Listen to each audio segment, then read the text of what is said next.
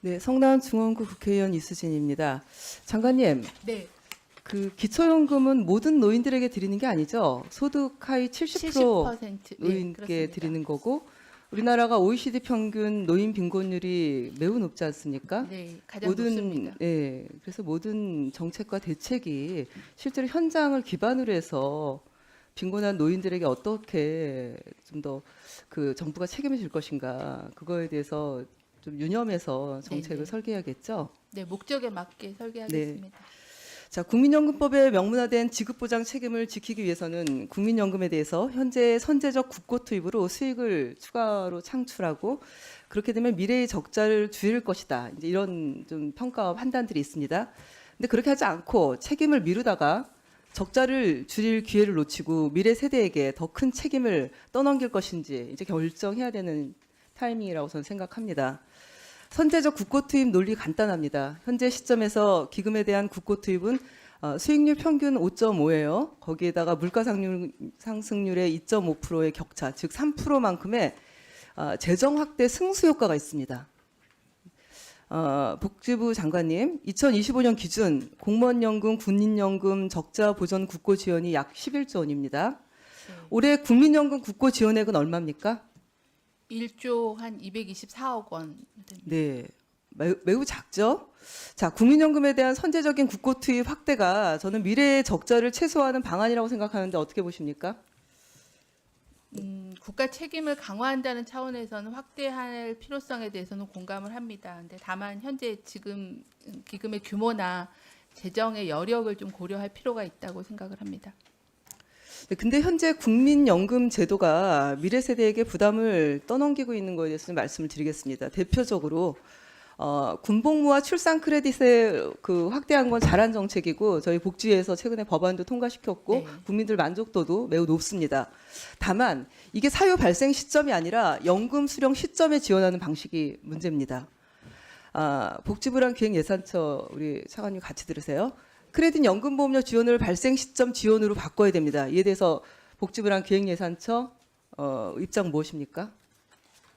네, 저희는 사전 지원을 할 경우에는 이제 미래 세대에 대한 부담을 좀 줄일 수 있고 또 출산 크레딧 같은 경우는 여성의 수급권을 좀 더 강화해 줄 수 있다는 그런 긍정적인 측면이 있다고 생각합니다. 네. 다만 재정적인 부담에 대해서는 그건 이제 차관님이 재정당국하고 재정적 부담 협의를 차관님 해야 말씀하시고요. 예, 지금 방금 복지부 장관님이 말씀 주신 것처럼 그런 방식을 변경하게 되면은 유리한 측면이 있는 것도 분명히 사실입니다. 근데 또 다른 측면에서 같이 고려해야 될 게 국가 전체적으로 보면 국가 재정도 중요하고요. 그리고 또 이게 연금 재정도 같이 중요합니다. 근데 그런 측면에서 보면은 지금 국가 재정 같은 경우는 짧게 좀 작년 말로 해서 해주세요. 좀 빚이 많고 그리고 연금 재정 같은 경우는 지금 적립금이 쌓여 있는 상황이니 그런 상황을 같이 고려해서 중앙정부에서 근데 이제 국민연금에 지금, 지원할 네. 빚을 내야 되는 측면도 같이 좀 고려해서 판단해야 될 사안인 것 같습니다. 네.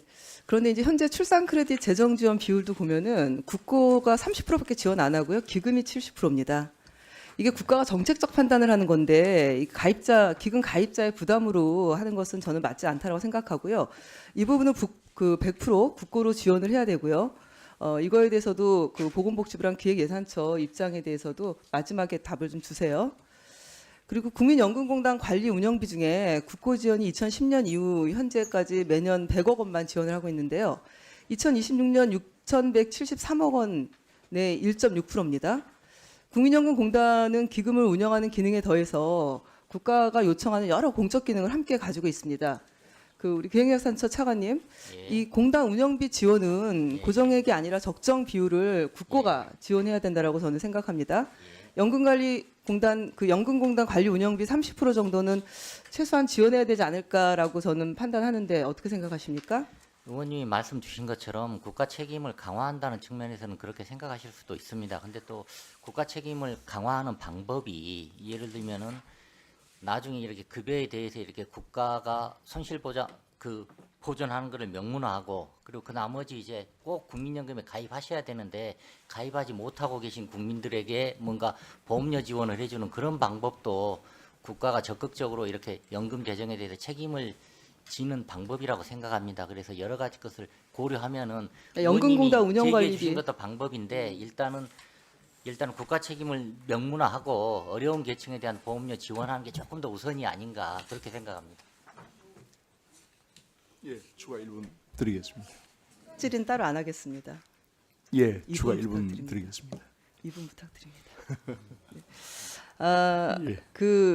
저는 잘 마무리 빨리 그 공단의 마무리해 주시기 관리 바랍니다. 운영비도 그렇고 또 저소득 지원도 그렇고 더 같이 함께 가져가야 될 중요한 숙제다 그렇게 생각을 합니다. 저소득 지역가입자 보험료 지원 사업 그럼 말씀 좀 드릴게요. 저 2026년 저소득 지역가입자 국민연금 보험료 지원 대상 확대가 됐지만 그럼에도 불구하고 기준소득 80만 원으로 결정됐어요. 그 농어민 국민연금 보험료 지원은 기준소득 106만 원입니다. 그런데 너무 낮지 않습니까?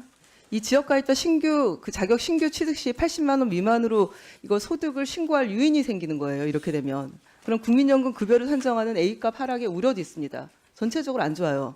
그래서 내년 예산에 저는 소득 기준을 상향 조정해야 된다고 생각하는데 이것에 대한 복지부와 예산처 입장도 좀 말씀해 주시고요. 예, 말씀 좀 해주세요.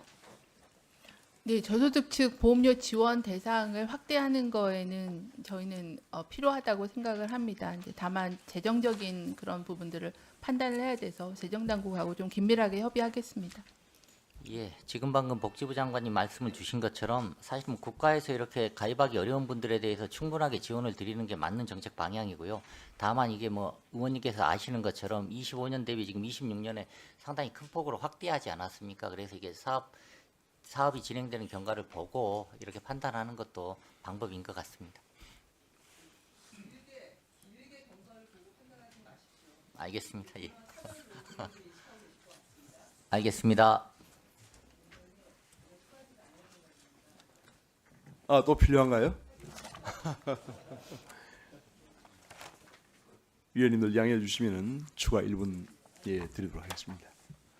제가 특수고용직 노동자 얘기도 좀 잠깐 드리고 싶어서요. 그 산재보험과 고용보험 그 보험료 사업주가 50% 부담하고 있습니다. 그런데 국민연금은 100% 본인 부담인 지역가입자가 대다수예요. 그동안 복지부가 이거 조사하셨죠? 지역가입자를 사업장 가입자로 전환시킨 사례도 있으십니다. 근데 그 추진 속도가 매우 늦습니다.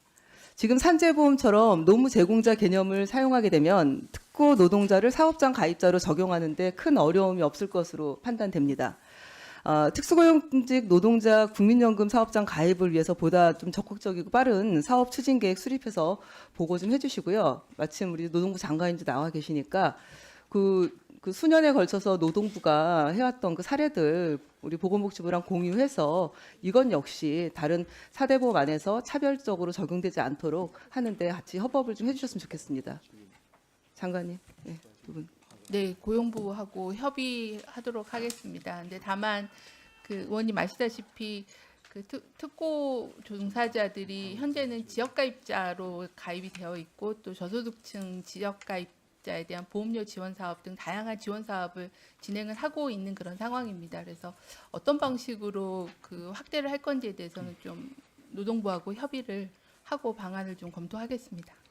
네, 의원님 말씀에 적극 공감하고 복지부와 잘 협의해가지고 특수고용 노동자, 플랫폼 노동자 등 비임금 노동자들이 복지의 사각지대에 빠지지 않도록 열심히 하겠습니다.